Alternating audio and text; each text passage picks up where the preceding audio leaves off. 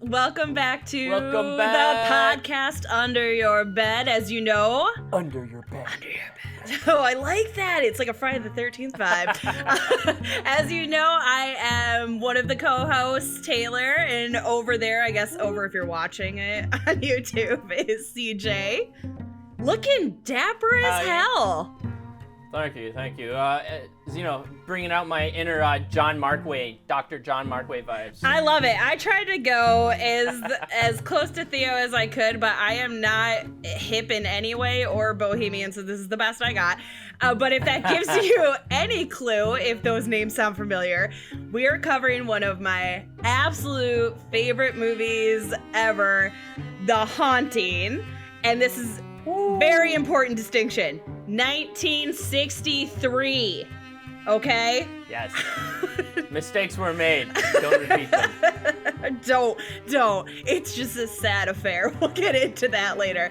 But if you haven't seen this movie, it does have a pretty stacked cast. If you're familiar at all with like some older film actors, especially, I think honestly, out of this group, the most recognizable would probably be Russ Tamblyn.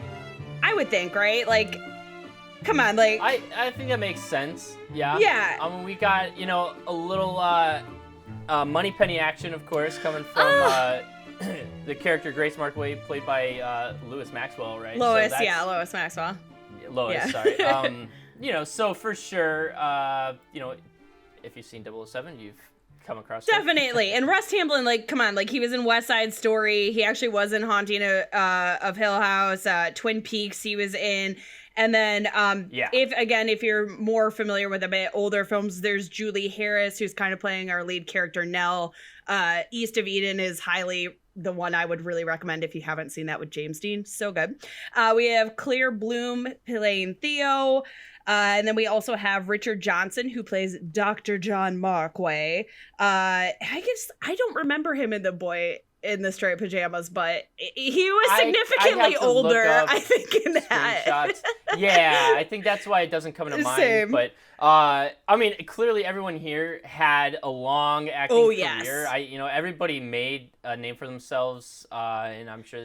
And crew too, actually. So if you wanna throw out some of the crew, the crew is stacked too. I mean, the crew is as stacked, right? Director Robert Weiss. Ugh. We got West Side Story in there. Day Stood Still. Star Trek. Getting some Sound OG of Star Music Trek going on. Yeah, Sound of Music. I mean, my goodness. And shout out, that was our grandmother's favorite movie, Sound of Music. Thank you, Robert Weiss. Yeah, but then it goes on. I mean, we got to throw out the writer, Nelson Gidding, for the screenplay, and then of course Shirley Jackson wrote the novel, Haunting of Hill House. Edited, fantastic editing by Ernest Walter, who edited Superman and Children of the Damned. Love that movie.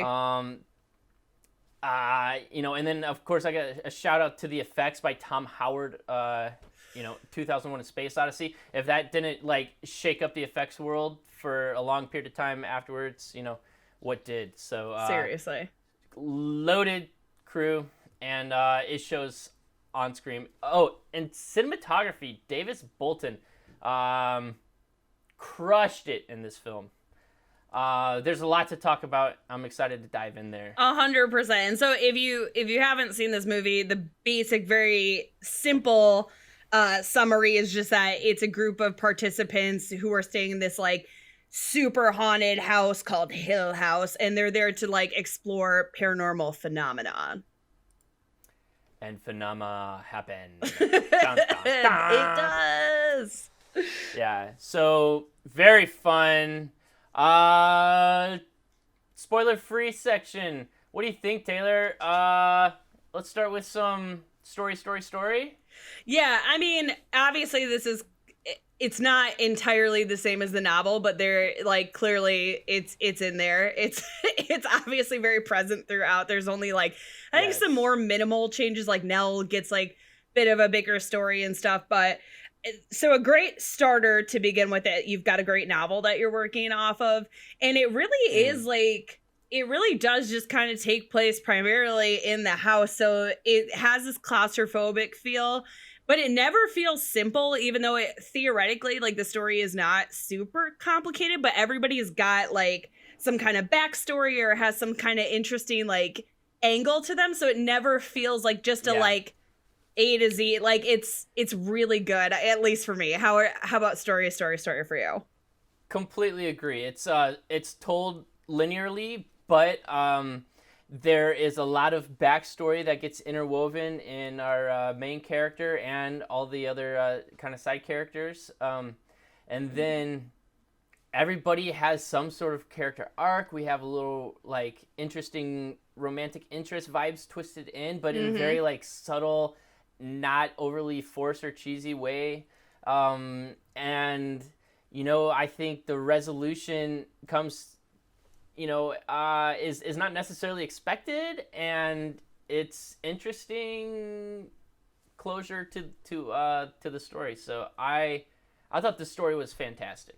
Me too. I love it so much. But you're gonna get. It's very obvious if it's not obvious already. I'm super biased. I love this movie. I think it is so well done, and I think one of the strongest elements is the cinematography. And I know we'll like deep dive specifically, but like you as the cameraman, I think you could put a better spin on me than me saying like it's just fucking great, but it is really fucking great. Yeah. So I mean, Davis Bolton just crushed it. I thought the camera was very playful, but always motivated and just extremely clean. And then it was complemented by the editing in a way that just built suspense, built climatic moments, but again, was always motivated and for a reason. There was intention behind the camera. And we were playing with like extreme wide shots, getting like fisheye views. We had all sorts of interesting canted shots that not only distorted the frame in a lot of interesting ways, but also like added a variety of movement at times. There was even some camera movement I had never seen before, and we're talking about a film from 1963. Oh my god, so I love that. I didn't even know that. That's awesome. Yeah. So 10 out of 10 stars for the cinematography here. And the lighting as well, I thought was very consistent, very clean, and again, drove the story, helped drive character. So 10 out of 10 there. It's just so good. Yeah, speaking on the acting as well, like I don't think there's a single person that doesn't shine in this. And obviously like Julie Harris is like primarily the one we're integrated with because we're getting like an inner monologue like throughout as well. But I feel like every character manages to shine in their own way at different points, which I think is pretty impressive given like she's got a bit of a powerhouse performance in this. Yeah, completely agree. Everybody had solid roles. I don't think, contrary to the 1999 version, anybody was lacking. So I can't wait to get into that later. I think I gotta just go. Bottom line, skip the 99 version, go straight to the 63 version. You won't be disappointed. Overall, Taylor, where's your rating fall on this? Okay, so are we doing the overall, or we want to start with monsters? Because start with monsters under the bed. Okay, so all right, just a little backstory. So the first time I ever watched this movie, I think I was like maybe like 13 or 14, I can't remember. And my dad showed it to me, but we weren't staying at our house that night. We were staying at like somebody else's apartment. And like, so I was on the couch, and like that whole night I like just kind of kept like looking around, and every little creak or sound, I was like, oh my God. So I'm not going to lie, that does impact like for me, because that is one of the rare occurrences in my life where I was like thinking about it after I watched it. And that usually doesn't happen for me. And I know not everyone will agree with this, because I think people get a label of like 60s and they go, oh, it's not scary, or they think like this is too much of a psychological horror versus like straight up. But I honestly, I'm gonna give this one a 3, like, which is a big like, yeah, I'm giving this one a 3. It is not jump scares. It's not like gory. It's not anything like that. So obviously, like, we lose some of that, but it just is super atmospheric, which I think really works for me. So how about for Monsters Under the Bed? How about for you? Wow, Taylor, this is the one and only time this probably will ever happen. Probably. But I'm actually going to say 2 Monsters Under the Bed instead of 3. I mean, the date of the film just hurts it in terms of how scary it is. I thought it was very suspenseful. You know, there were moments where I'm sitting and watching and I realize I am leaning forward, my legs shaking a little, like, so the suspense was definitely working, and that's due to, like, the camera, the acting, the editing. It all came together very nicely. I think I can relate to that experience you're sharing. Like, first time I watched Night of the Living Dead, I was beautiful at my grandparents' house, and I was alone in the house with my brother, just the two of us. So, you know, it was night. So that movie always sticks in my head as, like, scarier than it probably is. Yes. So I'm sensing a little bias. 100. I noted it. I'm not delusional. Yep. But I do think it's, you know, I give it a 2 because, 1, the suspense, and then 2, there's, you know, like, some moments that a lot of people might find disturbing, like characters hanging themselves. So, you know, that's just something to be mindful of watching this movie. But overall rating, Taylor, where are you going? Okay. Uh-oh. Okay. Uh-oh. Look, here's my thing, okay?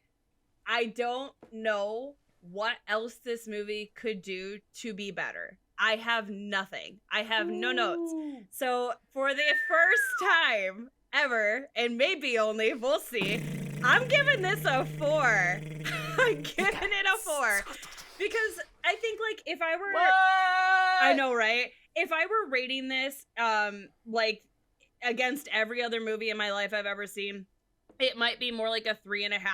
But given that, like, we're looking at horror specifically, again, like, what else could this movie do to be any better? I don't know. The acting is great. The directing is great. The editing is great. The cinematography is great. So it's like, what else? What could I ask for then to, like, have it be a 3? Like, I can't justify a 3 for this. Like, I have to go 4 because I don't have complaints. So that's it. And I'm biased. I'm saying it. I'm not lying. So I see you. I see your face.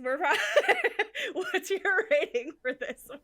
Taylor, this may have been the first movie that I considered giving a 4 as well. Ooh. Because I was like, wow, god damn, this is very, very, very well made. And I don't think I can quite get there. Maybe it's just a little dated is what's hurting it. There's, like, a couple shots. I guess I was starting to really hone in on the cinematography and getting hypercritical. A couple shots I was like, whoa, why at the end of the movie did all of a sudden we kind of, like, lose some of this perfection? And then there was also like 1 or 2 moments that I felt were just a hair cheesy. That's fair for a movie from the 60s. I think that's pretty fair. Right. So I'm going to give it a 3 out of 4 in terms of overall quality of film. However, with the caveat that had I watched this in the 1963, I would have given it a 4 out of 4, no doubt. You know, for the time period, 4 out of 4. Modern day audiences, I'm going to say 3 out of 4. I think that's fair. I mean, I also think it depends, like, when you saw it too, because, like, something like it being from the 60s when you're, like, younger is not as impactful as when you're older and you're really recognizing, like, the differences in modern cinema. Like, when you're younger, you're just kind of like, oh yeah, look at that, you know, and it's so I think, like, even the parts for me, because I've seen it so many times and because I did watch it when I was younger, really getting into film at that point, like, it just is a gold star for me, and I'm not fussed about any aspects that are a little dated by today's standards. I'm, like, fine with it. So, but I get, like, a new viewer not feeling the same way. I completely understand. But it's still fucking amazing. So absolutely. So any thoughts on, like, who should watch it? When should they watch it? Yeah, I think, like, and I think we said this with Creature, but if you're somebody who sees a black and white movie and your immediate thought is, it's so cheesy, I'm not going to recommend this to you. I think that's a bad attitude, but I know a lot of people feel that way. Shame. I know, shame on you. But if this is so well done, it is so good. It absolutely deserves its place in the annals of horror history, even though I think it's not been like archived properly yet. It really should be, which is insane to me. It hasn't. Agreed. But this movie is phenomenal. Even if you just are looking for like a great movie to watch, this is great. It's a great. It's what I keep saying. It's a great movie. How about your final thoughts? I actually want to recommend this for people that typically don't go watch old classic films. I like that. I think this is a very good one to begin exploring, 60s filmmaking and earlier. Because it is so well made. It is suspenseful. The acting, the writing is great. It moves for modern audiences. I thought it moved. The pace of the film was very crisp for a film of that time. So I suggest, if you're considering checking out some throwbacks, this is a good place to start. Again, not everybody's gonna love it, but if you are a horror fanatic, this is a must-watch in my opinion. I think that's such a good way to frame it, as like a great way to get into that, because you can run into a lot of hokey movies from the 50s and 60s regarding horror, and this is definitely like a top tier situation. So if you're trying to get somebody invested in even going further back and watching even older films, this is a great way to like dip their toes in and be like, look, this is amazing. So like, what else is out there for you? Absolutely, completely agree. Well, I think that wraps it up for our spoiler-free section. Hang tight, we got a deep dive review. I think we're gonna get pretty deep on this one. There's a lot to discuss.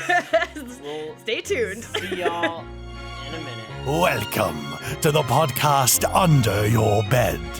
There'll be drinks, critique, and perhaps a few murders. You're all invited, but once the podcast has begun, there's no way out. The ghosts are waiting, so won't you join me for the podcast Under Your Bed?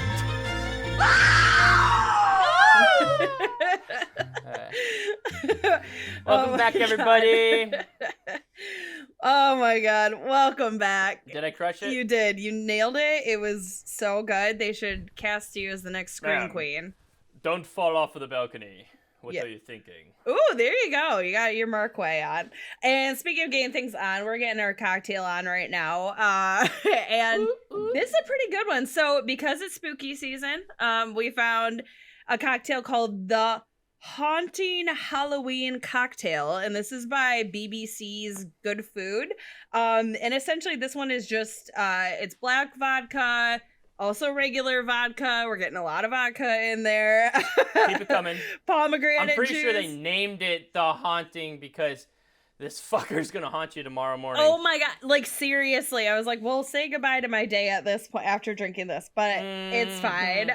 It's essentially it's vodka, pomegranate juice, there's some orange bitters and some optional blackberries to serve, and they suggested you do like a dark little sugar room. And I think it looks pretty spooky and pretty good. I think this is a good like Halloween like cocktail if you're having people over. I love the black vodka. You can do so much with that.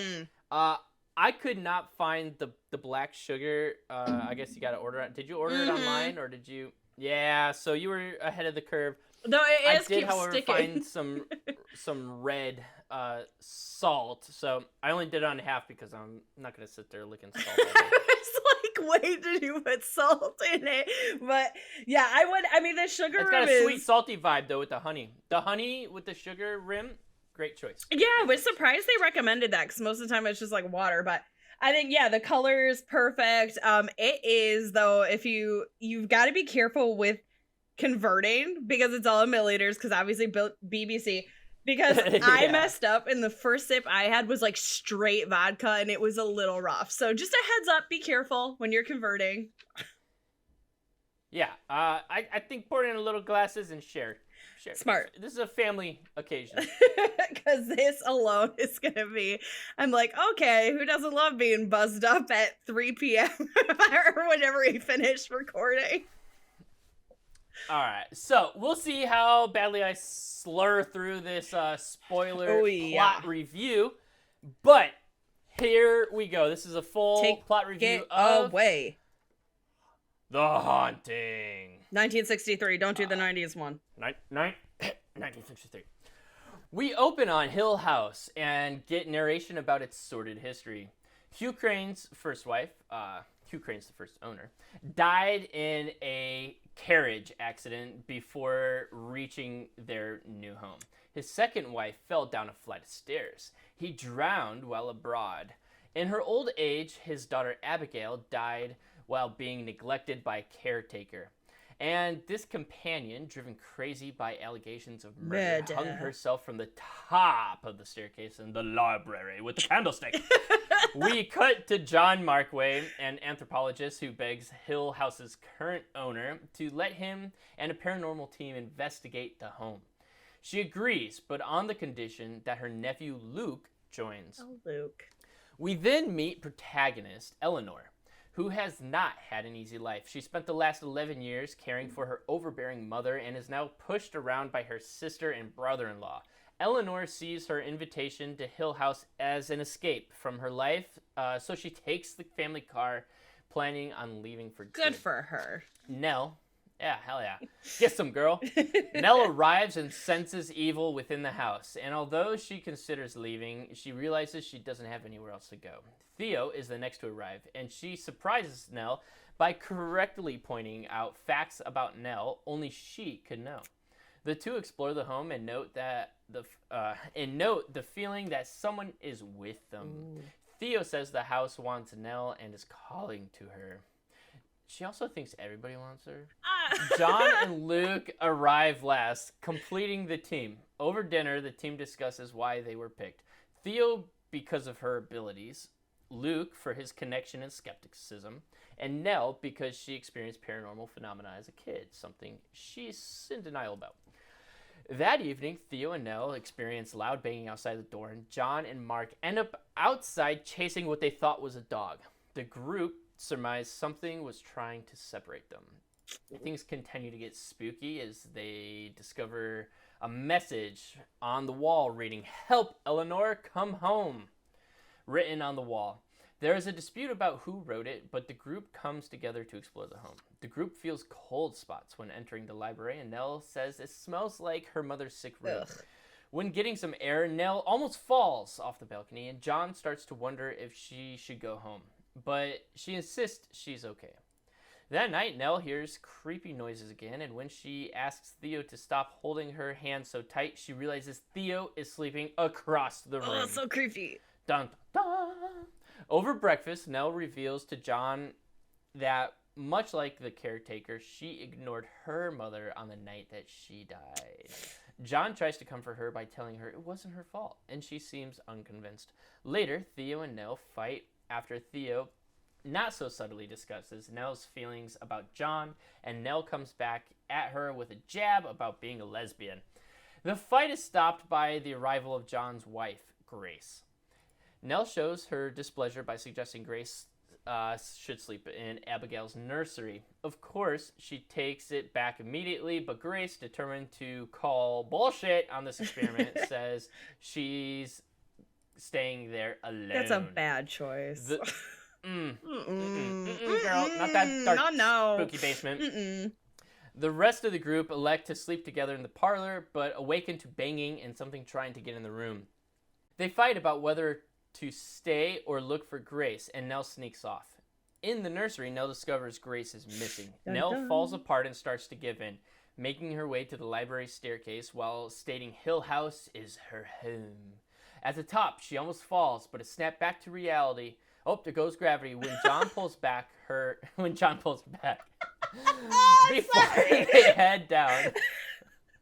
Before they head down, Nell sees Grace above the trap door. The group isn't sure of what Nell saw, but are convinced she needs to leave the house. So, despite protests and pleas, the group put her in a car. saying it's for her own safety. I think I agree. Nell drives off when Luke gets out of the car to grab the gate keys. Nell starts driving erratically and yelling for the house to let her go. And to let go of the wheel, but she eventually gives in and smashes into a tree, instantly killing her. The group finds Grace and comments how Nell headed straight for the tree, the same tree where the first Mrs. Crane died. Theo notes Nell belongs to the house now, and Luke states the house should be burnt down to the ground and salt poured upon the scorched earth. Oh my god, good job. You did it. This jacket, it's a little hotter. Oh my god, great. Goodness. That was perfect though. I think you nailed it. I thought it was a fun ride. Oh my god, yes. Now we're home. Oh my god, so is Nell. Yep, so is Nell. Now we're home with Nell. Where do we start with this? Because there's so much to get into. Where do you want to start? Story. Story. Yeah. Everything else is forgivable. Oh, that's true. But it is true. But I'll be honest, I think in this particular case, everything else is so damn good that even though it's a great story, the story kind of becomes like less of a shiny thing. It's it's outshone by how quality the movie was made. But that being said, thoughts on the story? Yeah, I mean, obviously we touched on it a bit at the beginning. There's a great base material for them to work with, but I completely agree. The story is not the point I usually go to when I'm like thinking of things I want to talk about or trying to sell this to somebody. That's not my first. I'm not like, wow, this story is so great, even though it is. But there's just so much other stuff that it really does take priority over that element, which is funny because, again, I don't think you'd say that works for a lot of movies. Yeah, I agree. I think, if this movie were being made in like a modern day remake, I could imagine the story not being told in a linear fashion and like some sort of like flashback sequences, perhaps. But I think that we have a lot of character arcs that come to great resolution. I love that the whole story of the house, like seeking like a new piece of it or a new victim, a new soul, is very fun. And how it happens like every 90 years or something, perhaps. Yeah, because even where we end is on fanboyish here, but 90 years later where we end up ending exactly. And ending in exactly the same place that the movie began, with the car crash at the tree. Yes, great. I was a little conflicted at first, maybe about the resolution. I would be curious your thoughts. Yeah. Okay. So, I think I don't know how else actually it really could have gone. The more I watch this movie, I'm like, you have this person who has a lot of, obviously there's like some serious mental health issues like already to begin with. She's not a super well-adjusted individual. A lot of that is of the circumstances that she was dealing with prior. But for a reason, she comes into this house and this is like the only time she's been treated like a human, and she's still like pretty unwell, I would say. And the fact that the house like kind of clocks in right away and like is calling to her from the get, it's kind of, and Theo even says something like, the house wants you. And that's like in like scene 1 of them exploring that home. Like we're already getting there. So in a way, it kind of is like the thing that makes the most sense. I don't think the first time around you're thinking the protagonist is going to die. Like, I don't think that's like usually where we go with these things. Typically they're going to overcome an obstacle, but I think she's such a damaged person that it never would have made any sense for her to like overcome this or like have this happy life or that everything was going to work out for her, because I think it's very clear from the get it's not. Like, she's not well, things are not going to work out.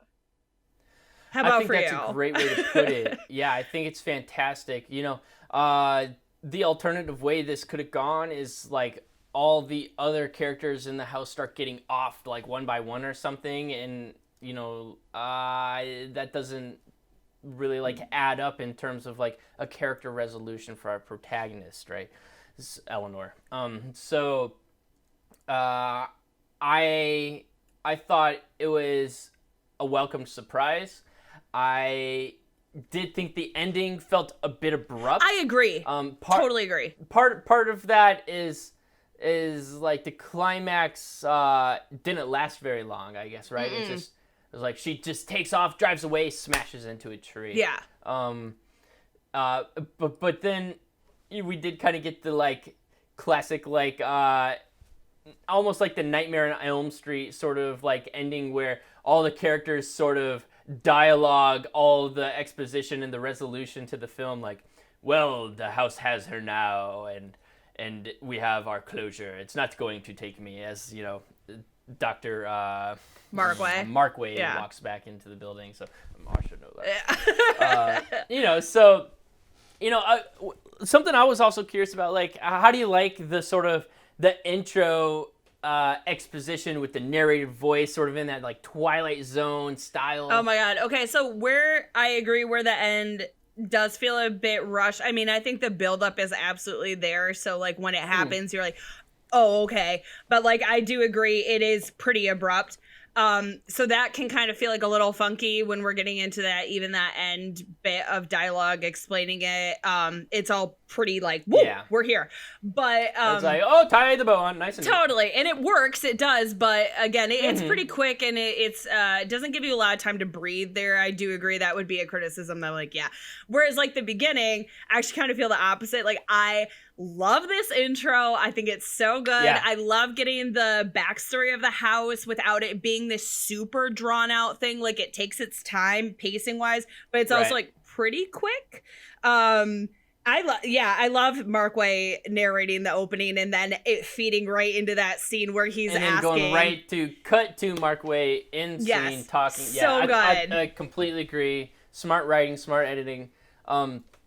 I forgot where I was going to go. Keep talking. I will say too, actually, I love the house's owner. She is a scene stealer, that old lady. I loved her. I was like, girl, she brings it. Like there's something about her personality. Yes. She, sort of like plows over everybody in the scene. And, I love it. And sort of her dominance and assertion, and maybe that's like how she sort of survived amongst this house. Like she's seen shit, she's been through it, she knows what she's doing. She's also Who like are a you to talk fancy to her? like she's also like a lady you could see with like a martini in her hand at like 1 p.m. and she's like, and this is how it is, and I'm like, I like that vibe, I'm into it. Like she's so cool. Love it. I love it. Oh my god.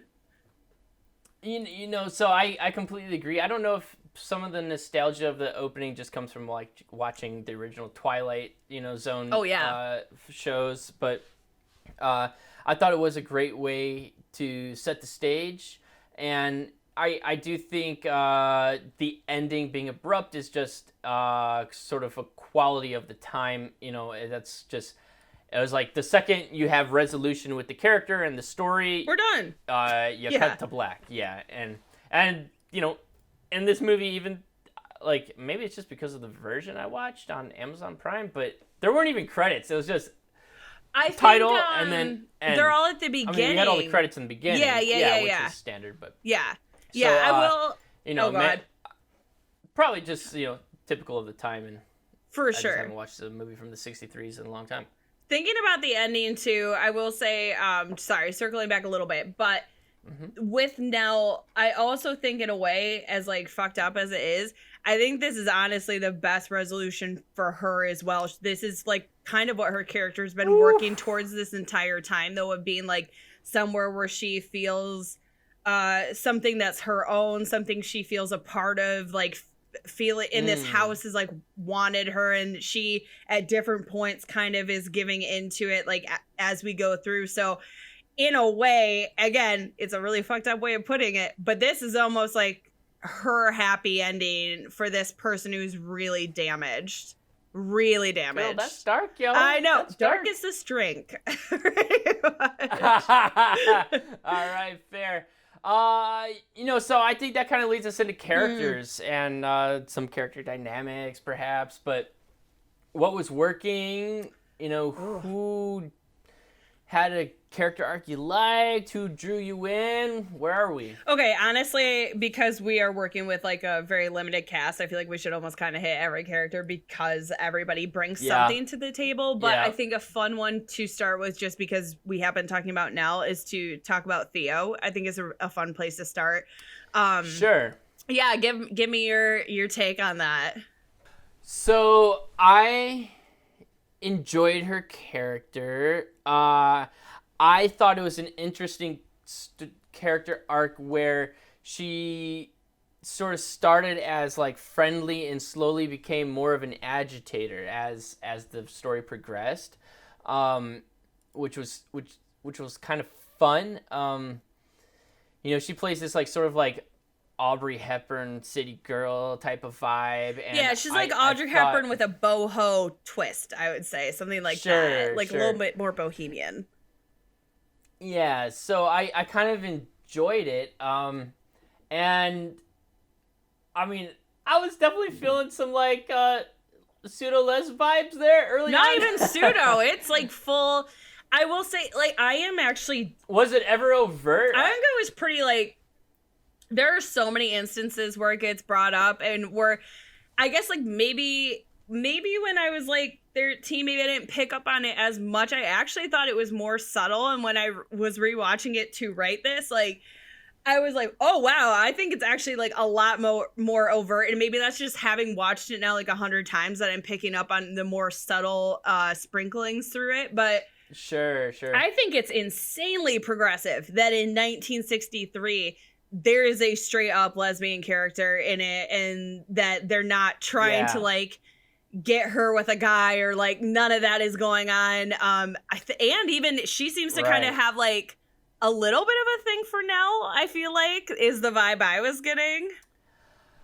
That's certainly kind of how I felt, Yeah, why she, too, gets more, like, she gets kind of irritated with Nell and Markway. Yeah, like territorial almost, or jealous. There's a lot of that, like, conflict. And that's one of the things that I loved about this movie was, although there were romantic interests, they were never a very overt piece of the story. It was not this, like, whole, like, side story that had to come to like a beautiful conclusion or anything. No, they're all open and sloppy, much like real life. Yes, exactly. And it just drove some additional twists in character and some nuance. I guess I liked how nuanced it was, where a lot of times, Hollywood just like smacks you in the face with it, and you have like, you have to have the sex scene of them in the bedroom, and now there's jealousy and there's cheating, and we didn't get any of that, which was great. It was clean, classy, and subtle. Oh yeah, again, it's just really insane. And I do want to mention just like a little back piece of this where, the studio initially was like, whoa, kid, I don't know about lesbian in the movie, and so their kind of caveat was like, well, don't have Julie Harrison, Claire Bloom ever touching because we don't want to make it look like they're lesbians.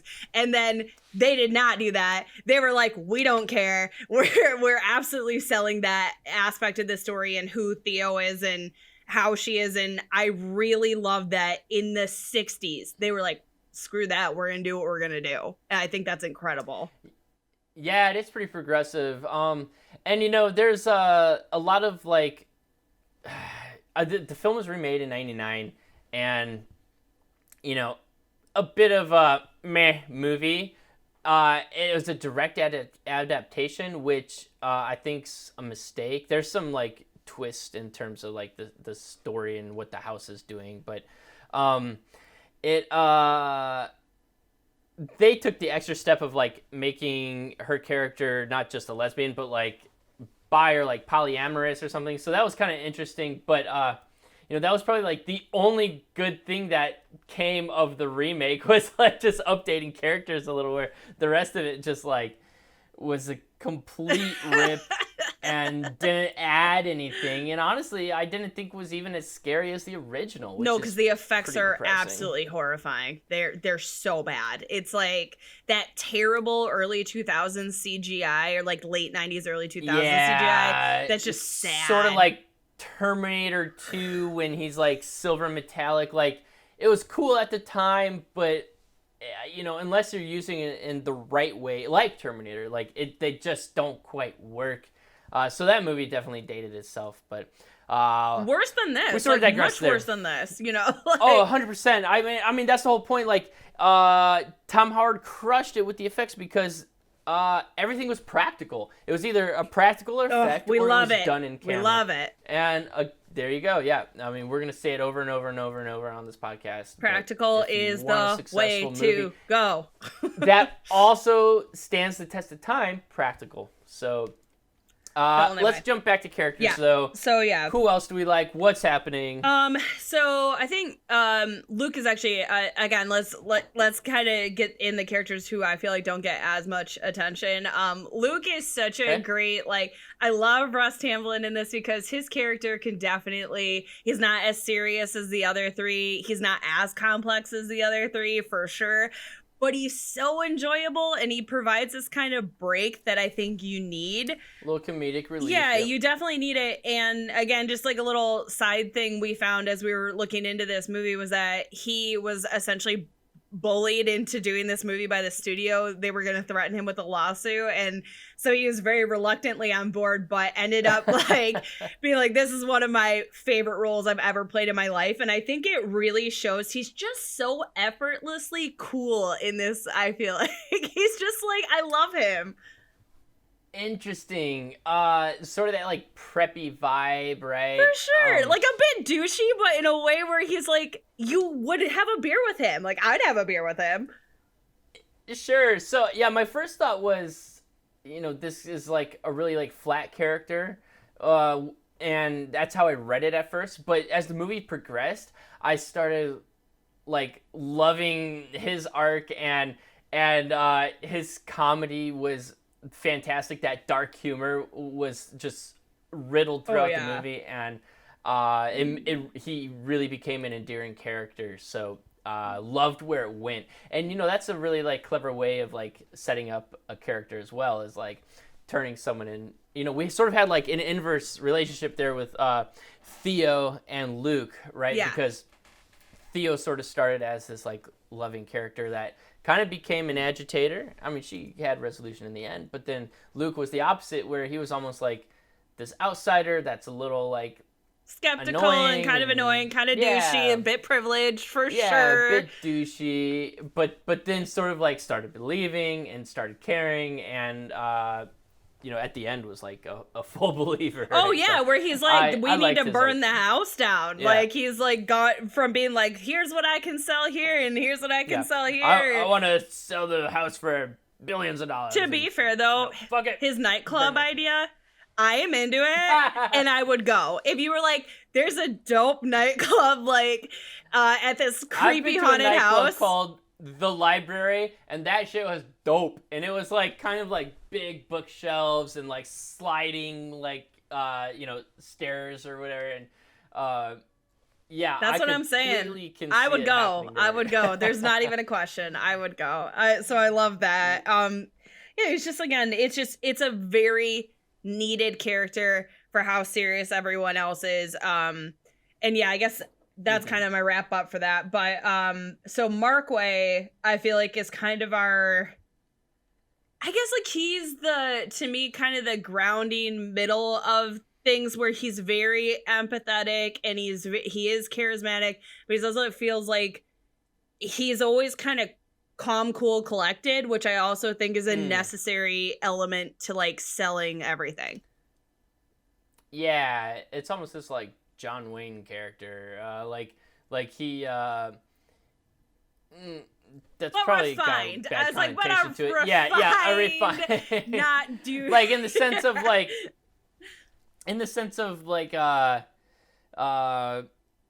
he's the man that kind of like has seen enough to know things aren't necessarily as necessarily what meets the eye. Yeah. Right? And so, that's where his skepticism comes in, and he starts trying to explore, this paranormal activity. So he's just very endearing. I feel like there's just something you like about him, where like maybe it's because he has such positive interactions with kind of every character, where it's kind of hard to not like enjoy him. Yeah, especially for a movie of that time where he's giving the women a lot of respect and authority. Yeah.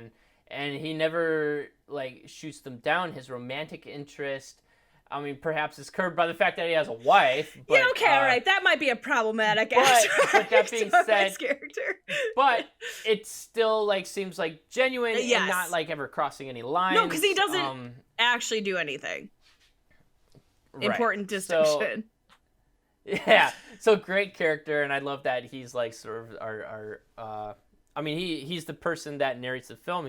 We were viewing this movie through his lens, and his perspective. That's obviously super interesting, actually, because I never even thought about that. That we start with him, and you're right, he's the narrator, but then we jump to Nell in her internal monologue, and she really carries us through kind of until the end. Or actually until the end, because even that monologue is going on right until he kind of wraps up with the bow. He sort of like he's the bookender. Brings us. He brings us in. There you go. That's a good way to describe it. He brings us in, brings us out. I didn't think about that. He crushed it. And again, that sort of like Twilight Zone narrator, very. Yeah, he's so calm about it though. He's like, "Oh, so mysterious. All these people died." Like I'm like, "You're dude. I mean, you're that's pretty why excited." I had to embody him, like. Like, let's go. I mean, I think I think you did it. I said dapper. Nailed it.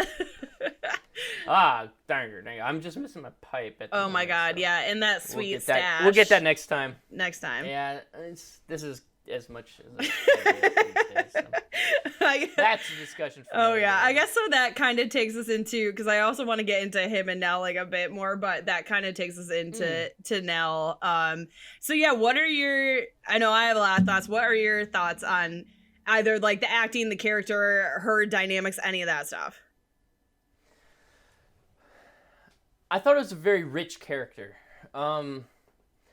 Someone that has great background, trying to break free of like the shackles from her life, and because of her isolation from society, struggles to find her place. So I liked everything I saw. I don't think there was ever a moment where I thought the character didn't make sense, or the character or the acting was subpar. I thought she crushed it. Oh yeah, she's such a good actress. Again, like I can't recommend East of Eden enough. It's such a great movie. But I think what she does that I feel like is such a difficult balance, and I honestly don't know how she manages to pull this off, but this character is so fragile, like mentally, everything that's going on. But she's super assertive at the same time. And especially, I think, when she leaves the house, she gets even more like, nope, nobody's talking to me this way. I'm not dealing with this.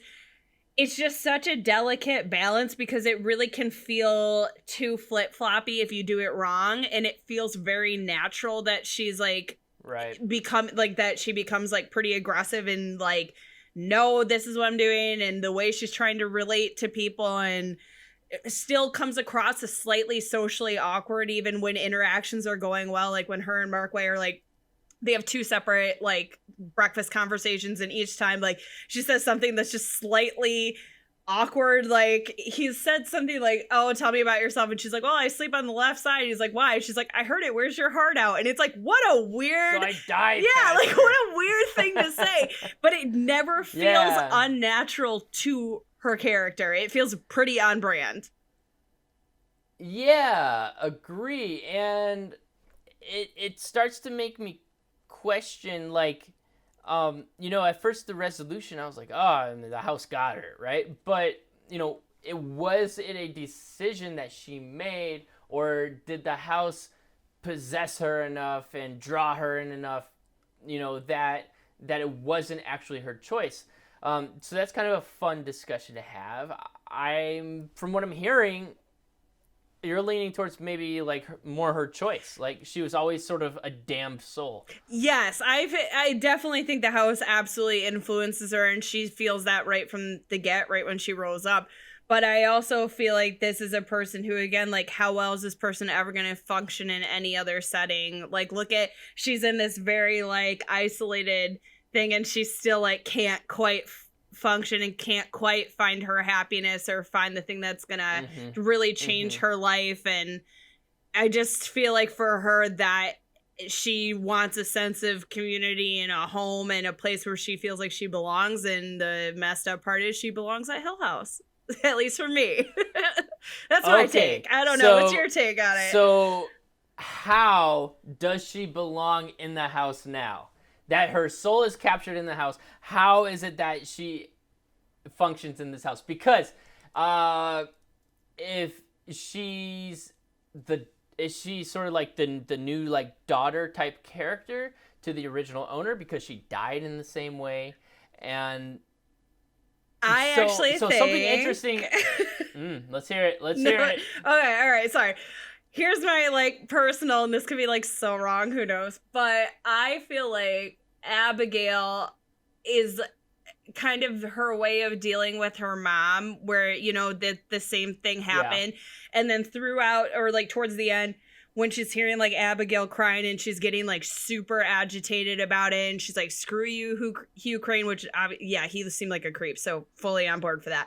But she's like, you have to protect kids and whatever. So I feel like this is like a full circle thing for her, where I don't think she's like the new Abigail. I think she's the new like kind of caretaker for Abigail, but maybe like a younger Abigail. That's just kind of my personal. I don't know if that's right. This could be so inaccurate. I don't know. It makes perfect sense because there's a couple things that might like support that. One is in the nursery, there's an archway, and like several times it repeats the phrase like something along the lines of like children must suffer or suffer children. Oh my god, I don't even think I caught that. Whoa. Oh, it's very in your face actually. I'll have to, where is it? I gotta suffer little children are the exact words it says on the arc, like 3 or 4 times. Good night, sweet child. Suffer little children. Yeah. Yes. And then you hear the voices when she's experiencing these like voices through the wall, and she says something to the extent of no one should treat kids that way, right? So that's a good point. Like, and the hand holding, perhaps be filling that caretaker role, and the hand holding. Wow, I never considered who that was. I think it's Abigail, the sort of child figure seeking that motherly figure that was never there for her. Brilliant. I don't know. That could be wrong, but that's just what I'm going with. I don't think there's any other way that could possibly be interpreted now that you say it out loud. I'm either a genius or an idiot. It's one or the other, but we'll see. I'm leaning genius on I'll take it. I will take it anytime. Speaking of, though, I do want to hit on that scene because I genuinely think that's like one of the creepiest scenes, where just to kind of like spell it out, because we obviously didn't get to it in the spoiler part, but she thinks that Nell and Theo end up sharing the same room because they have a creepy experience the night before, so they decide to share rooms together. And she wakes up and she's like, God, Theo is like really grabbing my hand like super hard, like what is going on? And there's like weird banging, but she, like much of us who are scared, doesn't like get up or doesn't turn around. She's just kind of like, oh God, I hope it goes away. But the hand is getting like tighter and tighter and tighter. And so she's like, this has got to stop. What is happening? So she yells no. And when she gets up, she realizes she's actually sleeping across the room and there's no one there. And her hand is kind of like spread out. It is so creepy, being like, whose hand was I holding? Like, so gross. I like it. It's sort of like one of those moments where I thought was very suspenseful in the first 30 seconds, but the fact that the scene lasted like 4 or 5 minutes, I was like, okay, obviously Theo's not next to her. You know, it was like at about 30 seconds is when I wanted the reveal that, oh my God, I'm alone. I like the build-up, and well, so, I mean, like, maybe modern audiences have seen this before and expect it. Oh, for sure. So I like the suspense, but at the time I did note, like, it was pretty obvious that was going to be the case after the first 30 seconds. Like, we should have gotten there quicker. But I think that kind of lends itself to the effective use of, like, practical effects and like non-effects, right? Like, yes, there was and they were all through it. Yeah, and all that it was a shot of the wall, some interesting camera movements, and sound effect. You know, the sound design did in a lot of ways carry the film at times. Oh, for sure, because like you said, it's not you're not seeing little ghosts run around, which, by the way, I think a benefit, something that was absolutely the right call. I don't want to see that, because the minute you show me what you think a ghost looks like, I'm usually done. I'm like so bored. Yep. It always looks terrible. It's never as good as what you imagine in your own mind. A la like Psycho, you know, they figured that out. Which, oh, by the way, quick weird fact is that Hitchcock saw this and went, hey, they did it for not that much money. I think I can do it too, and made Psycho. So awesome.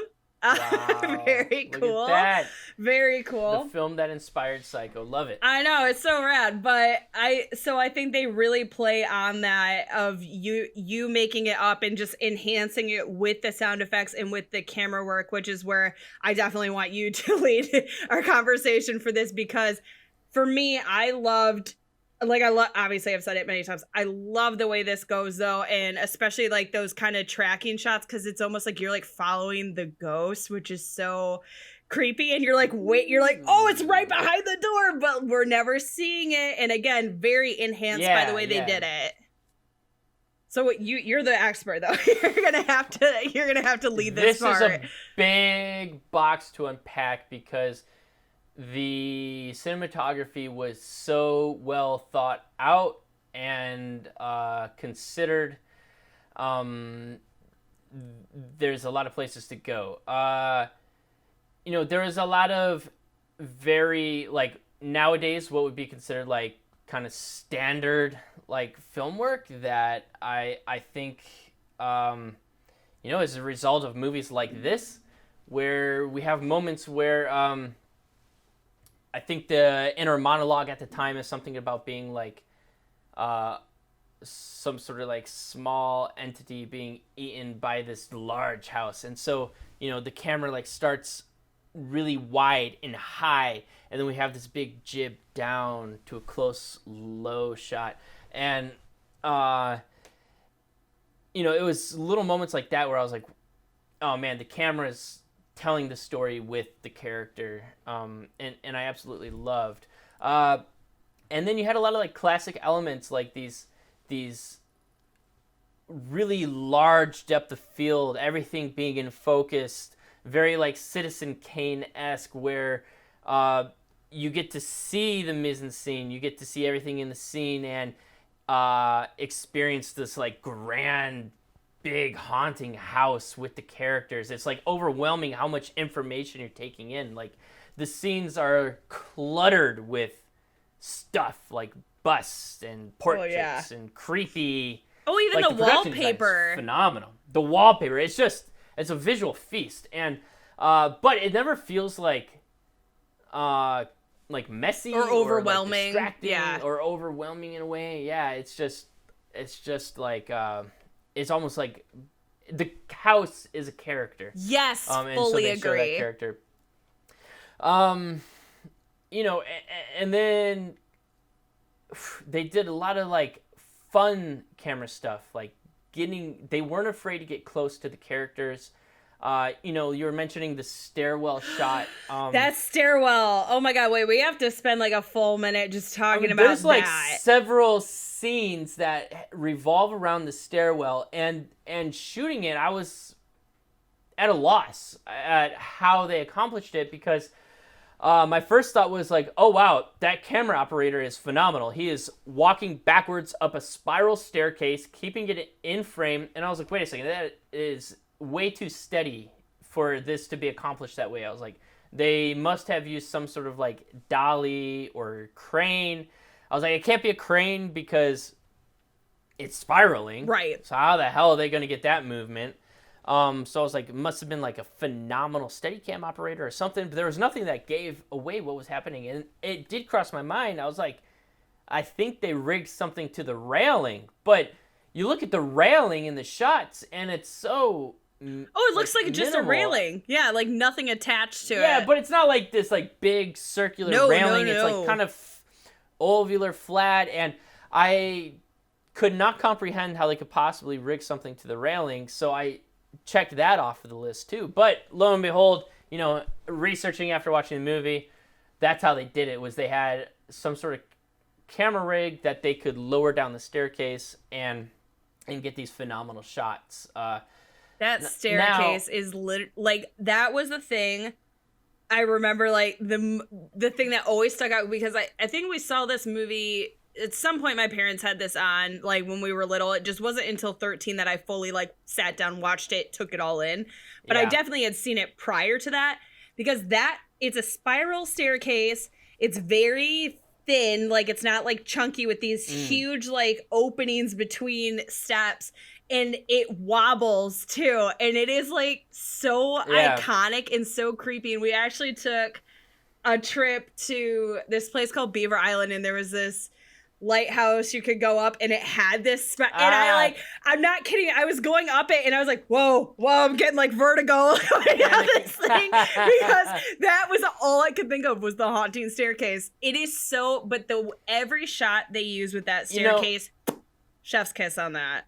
Every 100%. time. We're going to get more to that, but it's funny you say Vertigo, because the first movie that came to mind when I saw the staircase was Vertigo, because of that, Hitchcock's Vertigo, because of that staircase. And now hearing that you said the movie inspired Hitchcock's Psycho, I'm sure that also played a role in inspiring Hitchcock's Vertigo. So I'd be curious to see if there's anything behind that too. Now, another shot that caught my attention was, you can't even call it a canted shot, because it was so extremely canted that the close-up of the feet walking up the stairs, like the camera was literally tilted 90 degrees and still spiraling up the staircase with the character's feet. Is that you're talking about, to me, was probably the most from the intro, right? Shot of the whole, from the caretaker. Several times we see this. Not just the intro, perhaps it was there too, but it where she's also like carrying the rope up, and the climatic scene. No, because that was looking down at her, but there might have been a close up of the feet. You're right; those are both great. But yes, Eleanor, same rig, yep. Eleanor's feet walking up the staircase. I mean, it was literally, the frame was like on its side, and we're following the feet up, and I literally found myself, like leaning with it, like. Brought into this moment, very distorting and a lot of fun to watch. But again, motivated by the scene, motivated by the character, and it was, the whole movie was like this. It just is wild, because I feel like every shot, it feels so thought out.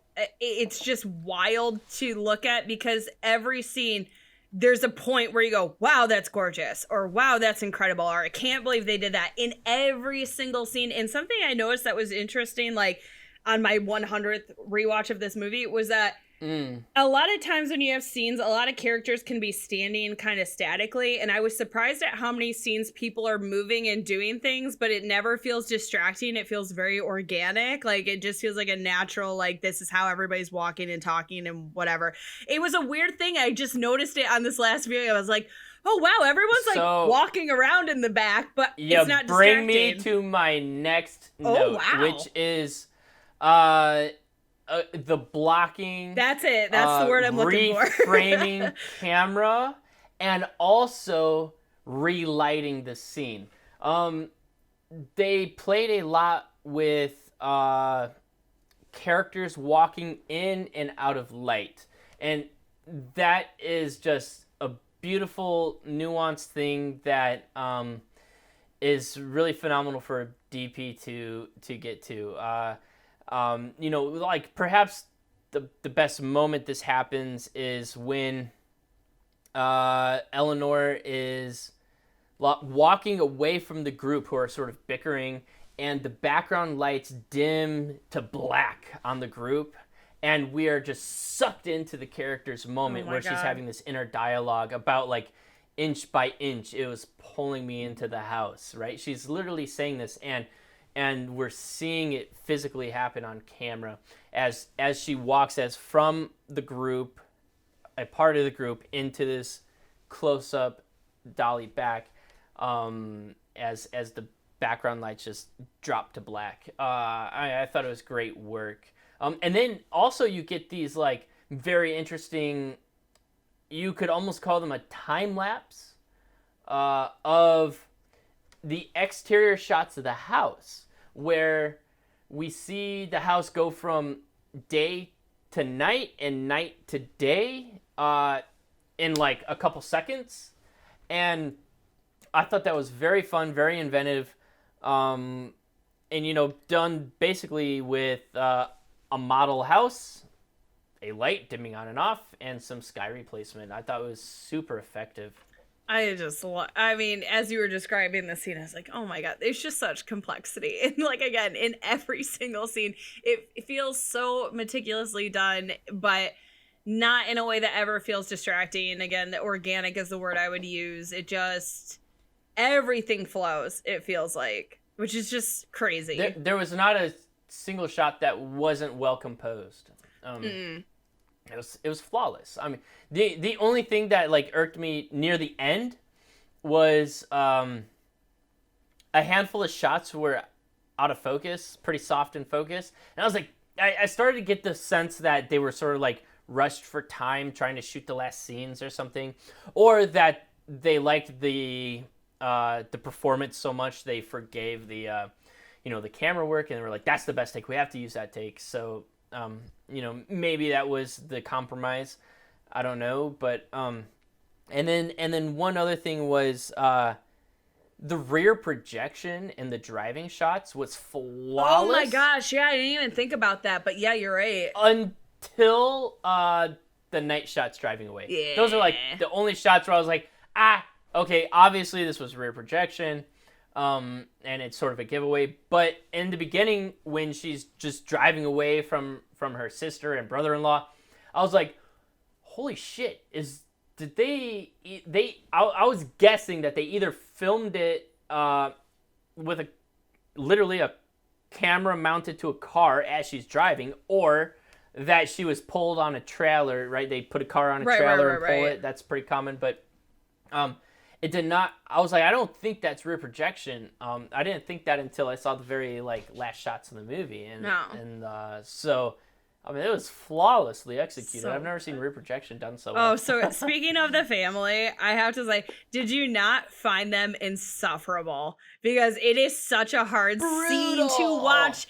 Getting talked down to by, I believe she's the younger sister too. I didn't think she's the older. I don't think she's the older sister. I'm not sure if I'm right about that, but it was so, and the music was so grating in that scene that I think, because at first I was like, who chose this music? And then it stops when they leave, and I'm like, oh, I think this was very purposeful. Like that, it's the most obnoxious music while she's being belittled by her sister. And actually, I don't think the brother-in-law is as shitty as the sister is, but it's still like, oh my, I hate that sister so much. I can't even. I hate that sister. And the kid. Yeah, the kid's you're kind of like too. grinding your teeth. Oh yeah. I mean, I also liked how the kid was like obnoxious and a dick, but also not like in this overly overt forceful way, like hitting her in the head with a bat type of thing, right? Like, no, it was like just being loud and obnoxious and knocking shit being like, Auntie Nell's blinking again. It's like, I'd be like, shut up, you little rat. Like, oh my god.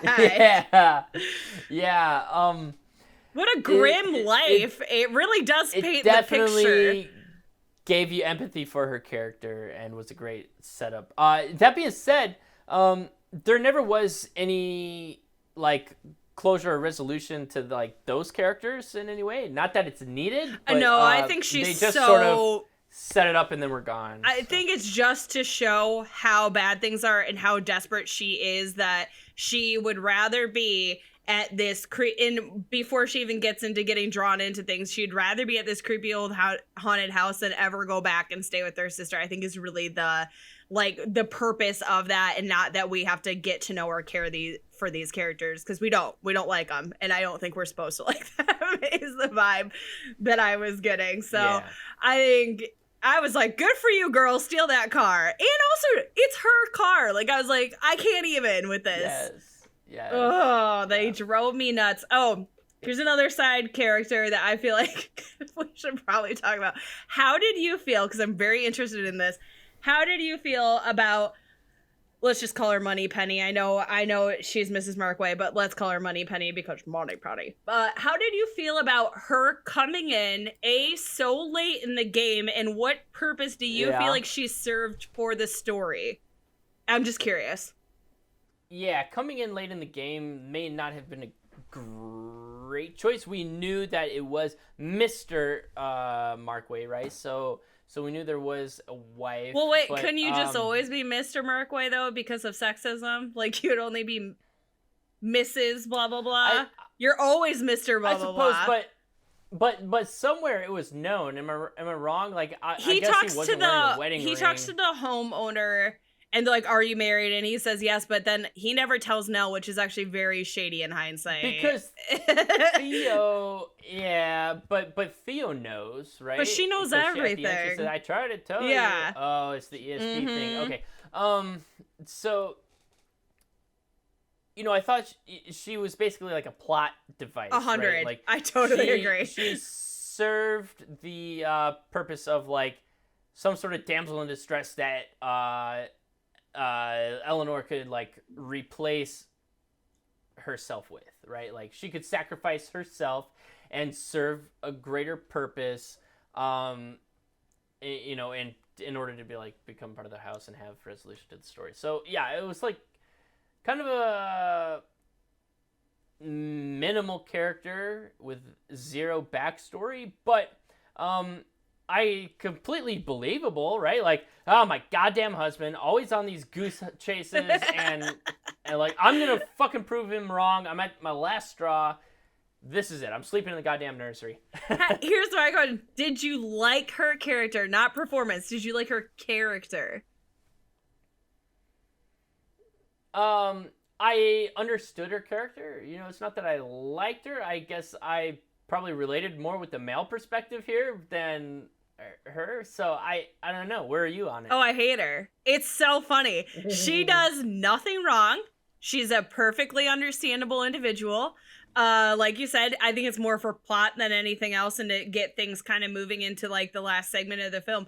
But I always hated her. Every time she shows up, I'm like, get out of here. You gotta go. Which is You're just like, let the doctor live his dreams, yeah, like, damn it. Team Nell. Ghosts. Team Nell. Like, she deserves to be happy, and they clearly have a vibe. But it's just so funny because she's such a minimal character who literally does nothing wrong. And I always, like, from the first time I watched this movie, I was like, I don't like her. I just don't like her. Like, I just think it's really funny and I feel like the film really makes you feel that way. I don't think like I'd be alone in that perspective of being like, you get out of here. I have to say though, I think she was the scariest part of the movie. Oh, yeah. In my opinion. She had the two best scares. She does. Perhaps. I mean, not the most suspenseful, but more of like jump scares where one, she pokes her head out of the attic door. That, I was like, oh God, I did not see that shit coming. Nope. And it sort of has that like insane asylum feel to her in this like white gown running about the grounds. And then of course the second being the flash of her right before Nell hits the tree. So I thought that was also kind of like this spooky like Bigfoot moment. Oh no, for sure. I think it's interesting too how at first they say, oh, I think she was swerving to not hit her, and then they're like, no, she actually just straight up was going for that. She was going straight for that tree anyway. But it's just, yeah. And bless her, obviously. To me, like, Moneypenny was always one of my absolute favorite parts of Bond movies. So I love her. It has nothing to do with her as an actress. Lois Maxwell is gorgeous and phenomenal, and we all love Moneypenny. R.I.P. Love her. So not anything about that. It just is so funny how influential a character can be when they feel like they're impeding a story you want to have happen or something. You know what I mean? Yeah, no, I can understand that. Yeah, it's a bit of like this like sour stain, like, oh, their little romantic interest couldn't go anywhere. And doesn't in the end. So. And it couldn't. It couldn't. And what would that have actually looked like had it come to fruition by any means? But I do think they do have really good chemistry, and I do really like that aspect, and I like how that kind of also tears her and Theo up a bit, though I do think at the end of the day Theo does have like a good heart and it really does look out for Nell and is actually looking out for Nell in that respect as well, being like, this dude's married, you gotta like, is it gonna work out, girl? Right. But yeah. So is there anything that you didn't like about the movie? I mean, besides her character sort of being unwanted, but still a great character, is there anything you didn't like about the movie? Because this is your 4 out of 4 star here. Yeah, and I feel like Is there... I have to... Obviously, no movie is flawless, like, aside from Casablanca, but, like, you know, no real movie is flawless at all. I think you hit on the points, though, where I would say that's kind of a negative, is that maybe the ending is a bit rushed. Again, I think the buildup is very there and it's very justifiable why it went down the way it went down, but it absolutely does feel rushed in comparison to the rest of the movie, which feels very well paced out. I think there was like maybe a shot or two I found like more distracting, but I've kind of come to terms with it. I think the first time that Nell is out on the balcony and it kind of pans down to her, it's like a little jarring. That kind of like real fast zoom down to her. Slightly jarring, just slightly. It was very static, and then all of a sudden we're like, whoa! And like I get that that's kind of the point, but it is mildly distracting. But honestly, some vertigo feeling. Aside from I was getting the Omen vibes from that moment. Oh, that's one we got to put on the list. I was expecting like a piece of the building to fall off and yes, oh my gosh, me too.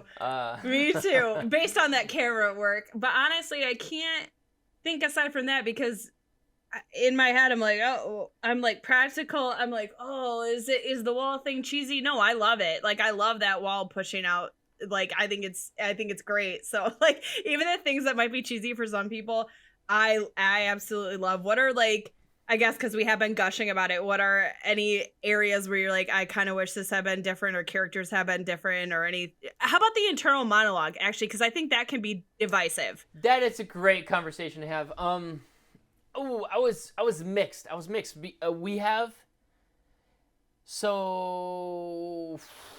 The Dr. Mark Waid's voiceover in the beginning is very narrative, and it's not internal monologue, right? So it doesn't, that internal monologue is not established, and then all of a sudden, like, I don't know, it might have been 15 minutes or so into it. Like, it took a little while to get to the internal monologue. It was after the opening setup of the house scene, after the family setup of the family drama scene, when she's driving, right? Backstory to her mother dying. That's the first time we see it. And I guess at first I was like, ooh, we're going to go here.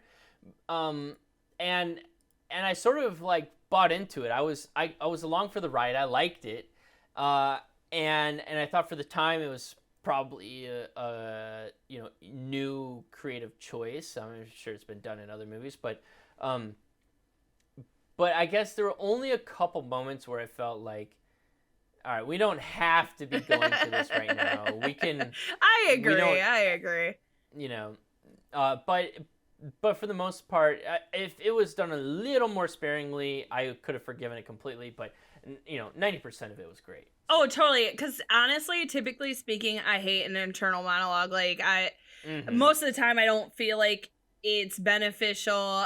The facial acting, especially from Julie Harris, like she sells it no matter what. But it's impossible to ever make that work on camera, in my opinion. Like when you're fully 100%. Yeah. When you're supposed to be portraying an internal dialogue with just your face.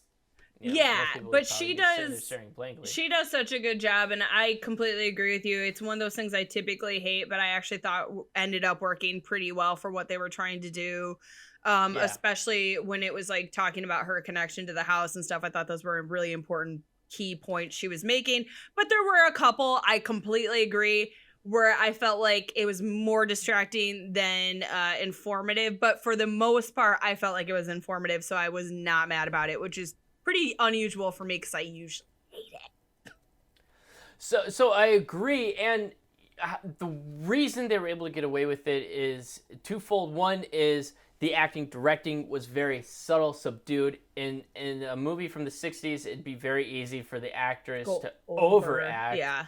And they kept it very simple. And then second is very colorful writing. When she had those internal monologues, it was almost poetic at times about being like, the house is drawing me an inch by inch. It was very fun to listen to those words. And I wonder how much of that was directly drawn from the book. I do not know because I have not read it. No, me either. I know like just kind of basics about the book. So also if we've hit on any points where you're like, well, duh, idiot, it's in the book. Neither of us know that. So apologies. But if you do let us know, help us out. Please let us know. Very into that. But yeah, I just think, God, this movie is just so good. So I guess barring any, are we missing any big pieces before we maybe go into quick corner? Yeah, I think let's get out of the movie. Let's explore its place in history and talk about the remakes a little bit. And the show. And the show. Oh shit, didn't even know. This is unfamiliar territory for me. So please do tell. You've not seen The Haunting of Hill House? The show? You know what? I am familiar with it. Thank God. From Netflix? But I have not watched it. I've seen trailers. I just haven't explored it. I'm sorry. Excuse me. There's a lot of horror out there to digest. Oh my God. Michael Flanagan is amazing. Oh my God. Mike, I think he just Talk goes to me, by Taylor. Mike Why Flanagan. do I need to go watch I this? called him Michael. Let's make sure I'm not lying. Yeah, he goes by Mike. I don't know why I said Michael. But anyways. Okay, so two different interpretations of this. You've got what was it, 1999 or what year was that? 99. I'm pretty sure 99. All right, so you've got that god-awful atrocity, which I think we've kind of highlighted. It was right around that time where people thought, yeah, this is with it. I swear there was like a 5-year span. CGI, where it was like, we have to go with it. It was so bad. And where they were going back to all these, pardon the burp there. Wow, beautiful. Sorry about that. All right, look, the CGI, like, just straight with up. all new technology, you have to bear with the cringy, like, early adopters, And this is definitely you one of those do not, though, because look at Jurassic Park. That is so much shittier than Jurassic Park is, and that actually had a full year extra to, like, enhance digital effects. That is very well put, Taylor. I'm sure they didn't have the budget. Stand down. I'll give it that. I'm sure it didn't have the same budget.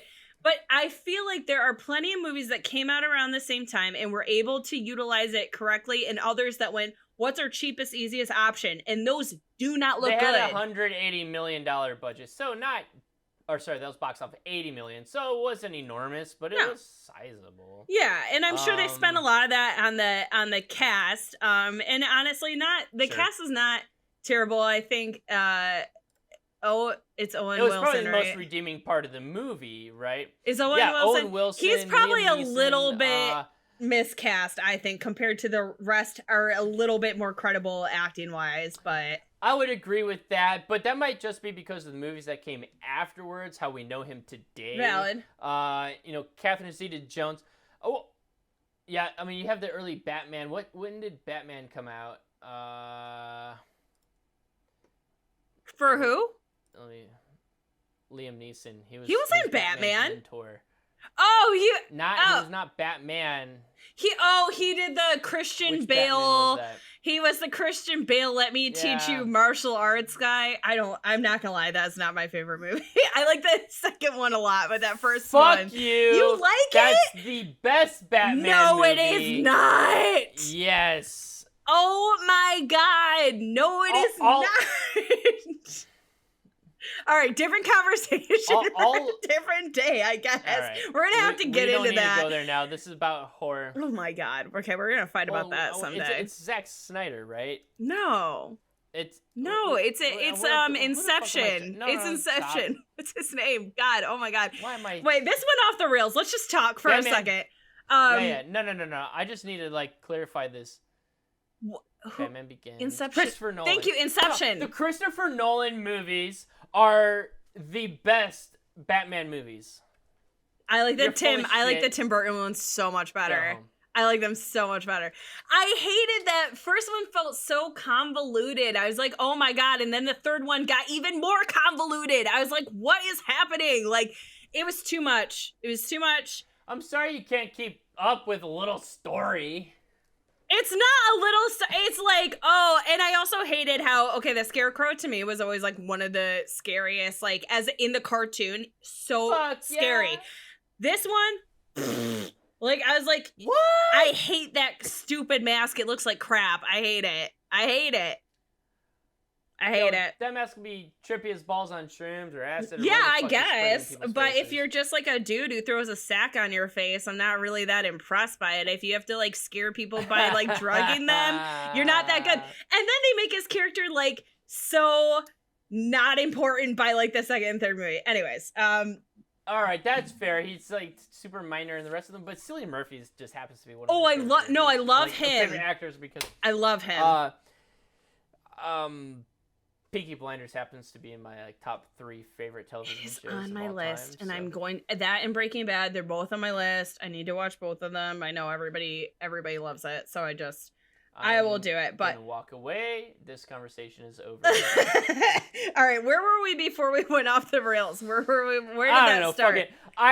Wait, back to where we were talking about sequels and yada yada yada. But all right, it's placed in horror. Where does The Haunting? We have to cut out that whole conversation, by the way, because this episode is already long enough. No, we're cutting out some of it, Taylor. Okay, we're cutting out some of it, but I like it. Okay, because that got really off the rails. Anyways, God, okay, we're gonna have to talk about set. I finally made it down to the blackberries that sank in the bottom of my glass. Yeah, me too. Taylor, where does The Haunting fit in the history of horror? So wait, real quick. Circling back because we didn't quite get there yet. Sorry, this is gonna wrap up. I promise. We can cut all this shit that we've whatever. But all right, so really quick, one of my biggest issues with the remake was that it was in this 5-year time span where people were remaking like House of Wax, House on Haunted Hill, and they all were just lesser versions of what came before, and it didn't work. But I will say what I think does work is the Mike Flanagan show, because he is able to adapt it in a way. And again, I apologize if this is how the book is and I'm an idiot, and I apologize because I actually don't know. But from my understanding, could be wrong, is that he fully adapted this where Hugh Crane is the dad, and then all like Theo, now they're all kids. They're his kids. And so they completely change the story, but keep it super faithful to like the original source material and very much to this show. There's a lot of shots that are extremely similar, a lot of set design that's very similar. It is an excellent show. I will say I actually liked his second outing with Netflix a bit better. Midnight Mass, I actually enjoyed a bit more. But I would, if you're gonna like want to see an updated version of this story, the TV series, without a doubt, it's phenomenal. Great cast, great writing, great directing. That is the way you should go if you want to see this updated a bit and done in a different way. Love it. Love that advice. So good. So good. Okay, it's placed in horror history. Yeah. Clearly this was super influential. I mean, it's so obvious. Again, even just... I mean, the fact that it was, like, the birth of Psycho, like... Oh, yeah. Do we have to say any more to that? Like, my God. No, but it doesn't get the same cred, which is crazy to me. Yeah, it's not a movie that, like, people say, oh, you need to study this, in your film classes for understanding horror. But isn't that weird? Because the cinematography alone feels like that should be in a film history class, right? Like, you would know. Mm-hmm. I wouldn't know, but, like, what would you say? Completely agree. I think maybe from the cinematography point of view, why it doesn't get the credit maybe it should is because, or at least why it hasn't, like, sustained itself in an academic sense, is that it's not very, like, stereotypical, like, format-wise, in the sense of, this is a standard way to work through a scene. Which is why it is such a good movie, is because it clearly knows, like, the standard format of moving through a scene in terms of, like, establishing space with wide shots and moving into shot reverse shots, and then, understanding, like, making characters feel powerful with low shots or, like, small with wide high shots. There's all of those, like, classic elements of cinematography in there. However, it breaks the mold by being very playful with camera, doing canted shots that, like, rock back and forth. Like, I don't think I've ever seen that shot before. Another one that I've never seen before was this, like, handheld move where the camera's, like, almost, like, circular, like, moving forward and backwards, and creating these very distorted... It was a little experimental, I believe. Creating these, like, distorted perspectives to put you in the character's shoes of unease that are not stereotypical and have not been repeated in large. No. And to me, that heightened the film in most ways, but perhaps are not like, well, this is what you need to go watch for a formula of filming a scene. No, right? But just as a way to be like, look how absolutely gorgeous filmmaking can look, because that's really, like, my biggest takeaway is after you've seen it a couple times and after you know the story and you know the characters, and then you're kind of looking... Actually, I shouldn't even say that, because the camera work is actually so upfront that I think it's very noticeable right away. But I think the more times you're able to view it, the more you're able to appreciate how every scene is different and how, like you said, how many risks they took. And for that purpose alone, I just can't believe it doesn't get as much credit as other movies of its time and things that it ended up influencing. It's wild to me that I don't know that many people that have actually seen this movie. Even in my, like, classic film club, I brought this last year during October. No one had seen it, and this group knows a lot more than I do about old movies. Yeah, love it. I think I knew I was in for a treat when I was watching the opening scene of, the house killing people. And what really caught me was the moment that the woman fell down the stairs and died. Yes! For two reasons. One, the cinematography, it was this, like, low-key lighting, and then the editing's like bang, bang, bang, bang, bang as she falls down the stairs, which was contrasted with, like, this very slow editing build to the moment, and for the time, like, you never see cuts that fast, and then she falls into this again, this, like, low-key light where it's just, like, this key light just beaming her in the face, and she's in the foreground. You see the whole staircase behind her looking up, and then even right before that, one of the quick shots snuck in there has this, like, the little, like, child bust or whatever in the foreground, just adding to, like, this, like, creepy element of the moment. I mean, there was so much to unpack in, like, a 5-second moment of the movie that I was like, all right, now we have a good film on our hands. I am excited. So I like the silent screaming too, because I swear I'm trying to think, does anyone ever scream? I don't think any of our main 4 do, actually. Do they? I don't think they do.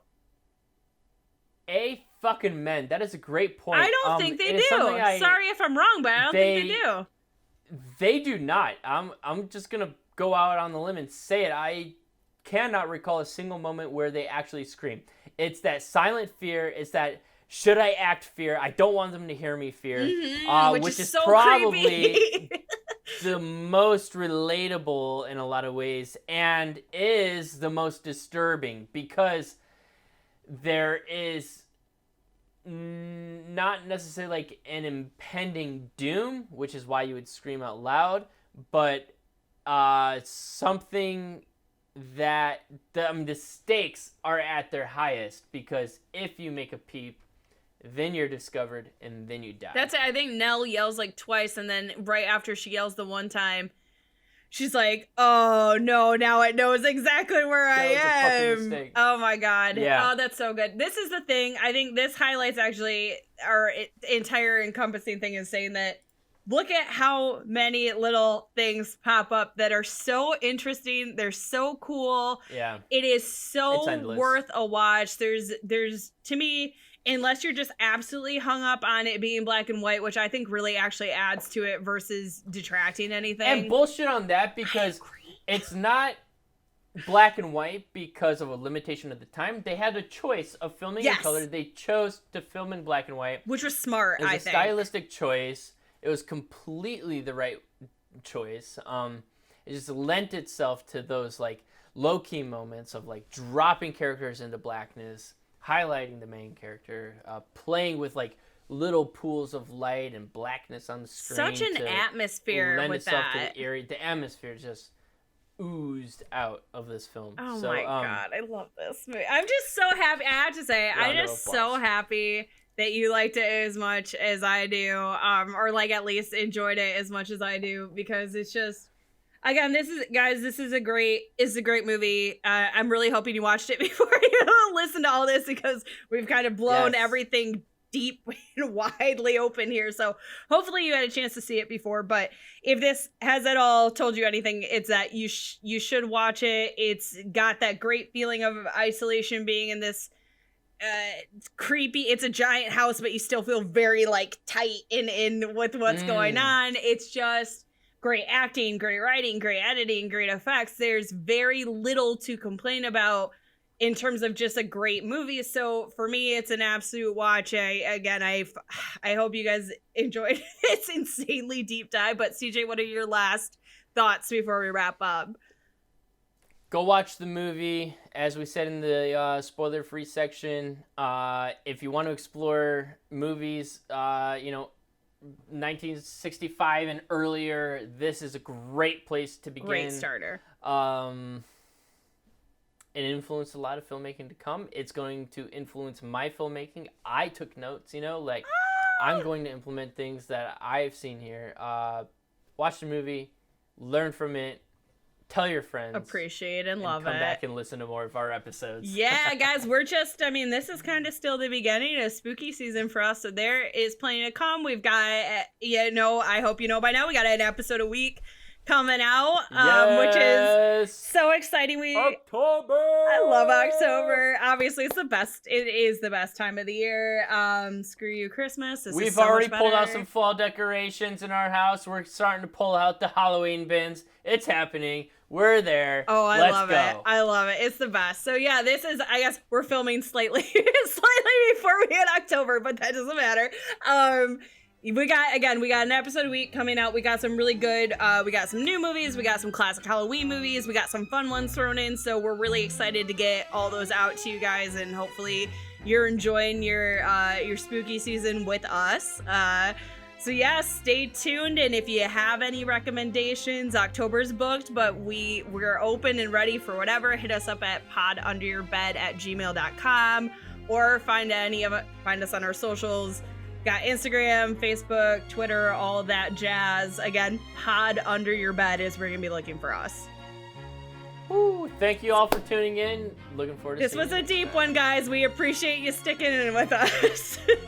That sounded let us know if we need more themed outfits here. Yes! Get a little tight in the chest here. I like the themed outfits. Let us know, is this a pro con for you guys? Make a break? I don't know. Any excuse to throw on a suit, I'm happy. Love it. All right, thank you guys. We will see you next week with a whole new episode.